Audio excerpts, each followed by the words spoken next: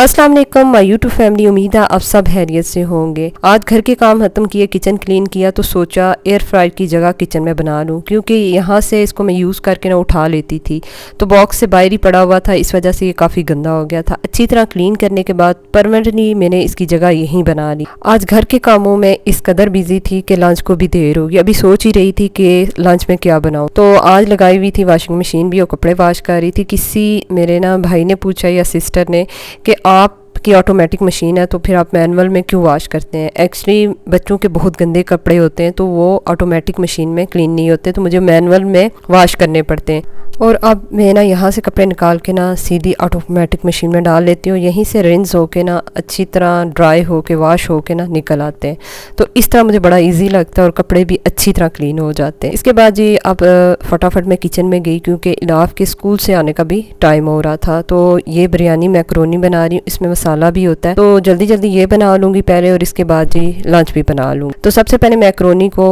मैं उबाल लूँगी। इसको बनाना बड़ा ही आसान है। लंच की तो तैयारी हो रही है, साथ साथ आपके कुछ सवालों का जवाब भी दे देती हूँ, क्योंकि ऐसे कुछ सवाल होते हैं जिनका जवाब बड़ी डिटेल से देना पड़ता है और वो मैं आपको कमेंट्स बॉक्स में नहीं दे सकती। अच्छा, एक मेरी सिस्टर ने इन्होंने ये सवाल पूछा है कि जो अर्निंग होती है यूट्यूब से वो हलाल होती है हराम होती है, और इन्होंने अपनी स्टोरी भी शेयर किया जो बहुत ही ट्रेजिक है। मुझे बहुत ही दुख लगा। और इनके ना वालिद साहब की फौत भी हो गई है, तो बाप की जो कमी है वो कोई भी नहीं पूरी कर सकता। वो कहते हैं ना, माँ के रुतबे पे तो बहुत से रिश्ते जुड़ जाते हैं लेकिन बाप हमेशा एक ही रहता है, इसलिए ज़िंदगी में इसकी कमी का हलाक कोई भी पूरा नहीं कर सकता। और ये अपने लिए कुछ करना चाहती हैं, अपनी फैमिली के लिए कुछ करना चाहती हैं और यूट्यूब पर काम करके ये इंडिपेंडेंट होना चाहती हैं। अगर लिमिट्स में रह के काम किया जाए, कोई ऐसी वल्गर चीज़ ना दिखाई जाए, देखें गाना बजाना ना हो और कोई वल्गर चीज़ ना हो तो इसमें कोई मज़ायका नहीं है।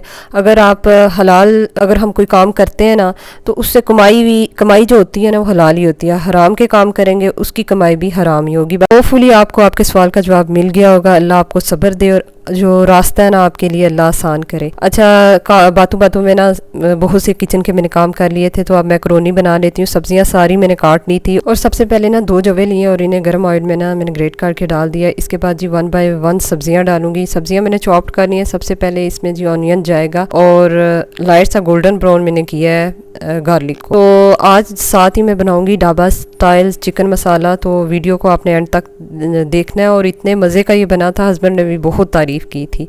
तो ये सारी सब्जियां मैंने जो डाली थी, मैंने 20 सेकंड्स के लिए सब सब्जियों को ना कुक किया था। जैसे ऑनियन को 20 सेकंड और फिर इसके बाद जी कैरेट्स और फिर शिमला मिर्च को। तो लास्ट में मैंने ना कैबेज डाल दी थी, वो भी बारीक कटी हुई थी। मैकरोनी भी डाल दी थी और बस जी अब जाएगा इसमें मसाला जाएगा जो पैक में ना इन्होंने दिया होता है। ये मैंने थोड़ी क्वांटिटी में डाला था क्योंकि बच्चों ने खाना है, तो बहुत ही कम क्वांटिटी में डाला था। और हमारी देखें झटपट में ये तैयार हो गई है मैकरोनी। इसके बाद जी फटाफट ये दालें थी ना, हस्बैंड लाए हुए थे ग्रॉसरी और मुझे टाइम ही नहीं मिला। बीच में मेरी तबीयत भी इतनी ख़राब होगी, तो ये सारे जो फूड कंटेनर थे ये मैंने बाहर निकाल के अच्छी तरह साफ़ कर लिए थे और मैंने कहा फटाफट ये भी दालें डालूँ। और जो ना मैंने लंच के लिए बनाना है खाना, उसके लिए ना सारी चीज़ें मैंने तैयार की हुई थी और बस वो सारी चीज़ें तैयार होना तो खाना फिर फटाफट बन जाता है। इस तरह ना फूड कंटेनर में अगर आप चीज़ें रखते हैं ना तो आपका टाइम भी सेफ़ हो जाता है। जब आपको कुछ पकाना पड़ता है इधर उधर ढूंढना नहीं पड़ता।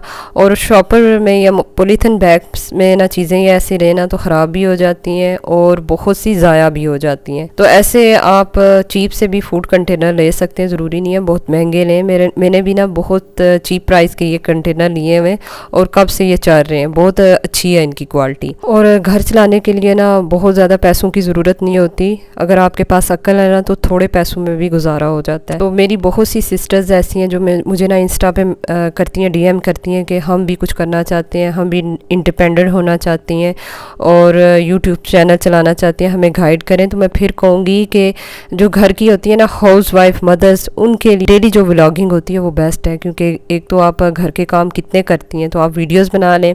खाना आप बनाती हैं तो नई नई रेसिपीज़ वैसे भी आप ट्राई करती हैं, तो आप उसकी वीडियोज़ बनाएँ चढ़ाएँ तो आपका एक बिज़नेस स्टार्ट हो जाएगा। लेकिन अक्लमंदी से मेहनत से काम करना होगा, क्योंकि मेहनत के अलावा ना कह लें कोई दूसरा रास्ता नहीं है कामयाब होने का। तो कोई भी आप करेंगे ना काम, वैसे भी आप बिज़नेस कोई करें तो उसमें मेहनत करेंगी, अक्ल का इस्तेमाल करेंगी ना, तो फिर ही कामयाब होंगी। क्योंकि रेमडीज़ के और कुकिंग के इतने चैनल्स हैं ना कि जिसका कोई शुमार ही नहीं है। अगर आप इस पे काम करेंगी ना तो आपको बहुत टाइम लगेगा इसमें कामयाब होने का और बहुत मेहनत करनी पड़ेगी। और ढाबा स्टाइल चिकन मसाला बनाने के लिए ना सारे जो इंग्रेडिएंट्स थे ना वो मैंने तैयार करके रखे हुए थे। सबसे पहले बोनलेस चिकन है ये, तो आप विद बोन भी चिकन ले सकते हैं।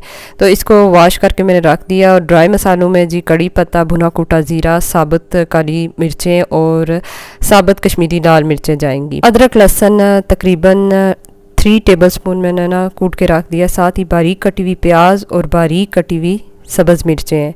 तो ये मैंने 3 से 4 हरी मिर्चें ली थी और इस तरह मैंने पेस्ट बना लिया है टमाटरों का।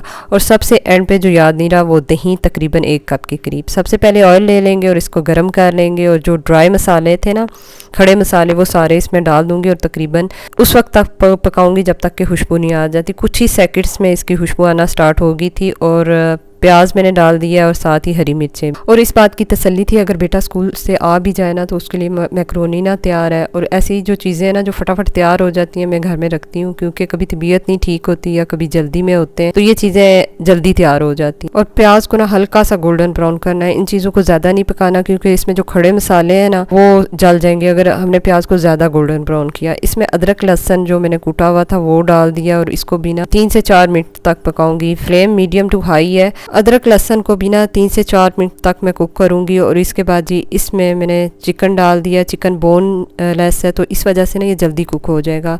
तब तक हमने इसको पकाना है जब तक ये कलर नहीं चेंज कर लेता। तकरीबन 5 से 6 मिनट तक इसको पकाएंगे। इसके बाद जी इसमें मैं ऐड करूंगी टमाटरों की प्यूरी और टमाटरों का जो पेस्ट तैयार किया हुआ था वो मैंने डाल दिया है। तो मसालों में नमक, लाल मिर्चों का पाउडर, हल्दी पाउडर, कश्मीरी लाल मिर्च, धनिया पाउडर और थोड़ा सा मैंने काली मिर्चों का पाउडर भी डाला था। ये सारी चीज़ें डालने के बाद इन सब चीज़ों को अच्छी तरह मिक्स करना है। मिक्स करने के बाद मैंने भुनाई की थी तकरीबन 4 से 5 मिनट तक, ताकि जो इसमें मसाले हैं ना उनका कच्चापन दूर हो जाए। और इसके बाद जी मैंने इसमें कोई पानी नहीं डाला, इसको कवर करके ना कुक किया था तकरीबन 6 मिनट के लिए। और इसके बाद इसको मिक्स किया और इस फ्लेम को लो कर दिया और इसमें तकरीबन 1 कप के करीब दही डाल दिया। अभी दही किसी चीज़ में खाने में ऐड करें तो फ्लेम को लो कर दें, वरना हाई फ्लेम पे ना दही फट जाएगा। उससे 2 से 3 मिनट तक कवर करके इसको मज़ीद कुक करूँगी। एक मेरी सिस्टर ने ना इस कढ़ाई के बारे में पूछा, तो ये लोहे की कढ़ाई है। इसके अलावा आपने पूछा कि खाना पकाते हुए इसमें से स्मेल नहीं आती लोहे की, तो बिल्कुल कुछ ऐसा मसला नहीं है। धोना इसको बहुत आसान है, इजीली ये धुल जाती है। वज़न में ये बहुत ज़्यादा भारी है। इसके साथ जो एक्सपीरियंस है मेरा खाना पकाने वाला बहुत ही अच्छा है। तो हमारा ढाबा स्टाइल चिकन मसाला रेडी हो चुका है, बहुत ही मज़े का था। और एक्चुअली बाय चांस मेरे पास ना हरा धनिया नहीं था, तो मैं इस पर कसूरी मेथी डाल रही हूँ। इससे भी इसका टेस्ट बहुत इन्हेंस हो जाता है। तो हमारा जो खाना था वो बिल्कुल अल्हम्दुलिल्लाह रेडी हो गया था। इलाफ के स्कूल आने से पहले ही सब कुछ तैयार हो गया था। और ये बोनलेस चिकन था, इस वजह से ये जल्दी बन गया। खाना तो तैयार हो चुका है। सबसे बड़ी जो टेंशन होती है ना घर के काम करने के बाद, वो खाने की होती है। और हस्बैंड भी आ गए थे इलाफ को लेके, तो साथ ही तंदूर की रोटियां वो ले आए थे। मैंने उन्हें कॉल करके कहा था कि आज ना चिकन के साथ दिल कर रहा है कि तंदूर की रोटी हो।